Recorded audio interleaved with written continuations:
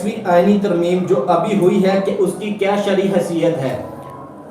صاحب ابھی جو 27ویں ترمیم ہوئی ہے اس کے بارے میں ہم زیادہ تو نہیں جانتے، جتنا ہمیں پتا ہے کہ اس میں ملک کے اندر موجود کچھ خاص شخصیات یا خاص عہدوں پر فائز لوگوں کو ہر قسم کے قانون سے مبرہ کیا گیا کہ اس عہدے پر فائز بندہ وہ اس سے کوئی پوچھنے والا نہیں ہوگا، کوئی اس سے سوال نہیں کر سکے گا، وہ ہر کیس سے، ہر قسم کے جرم سے، ہر قسم کے الزام سے، ہر قسم کے دعوے سے، ہر قسم کے مدعی سے مبرہ ہے۔ دین اسلام میں اس کا کوئی تصور نہیں ہے، یہ شرعی طور پر درست نہیں ہے۔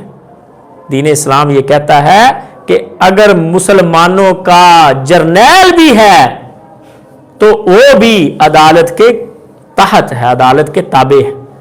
حکمران کو عام بندہ آگے پوچھ سکتا ہے کہ آپ نے ہمیں ایک ایک چادر دی، آپ نے 2 چادریں کیوں پہنی ہیں؟ اور حضرت عمر کو صفائی دینی پڑ جائے کہ ایک میرے بیٹے کی ہے جو مجھے عبداللہ نے اپنے حصے کی دی اور اس لیے میں نے 2 لی ہیں۔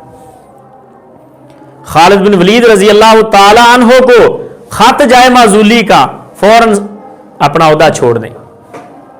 تو 27ویں ترمیم کے اندر اگر یہ شک ہے کہ وہ کوئی خاص شخصیت یا خاص عہدے پر فائز بندہ وہ ہر قسم کے قانون سے مبرہ ہے تو یہ شک درست نہیں ہے، یہ دین اسلام کے مطابق نہیں ہے، واللہ عالم۔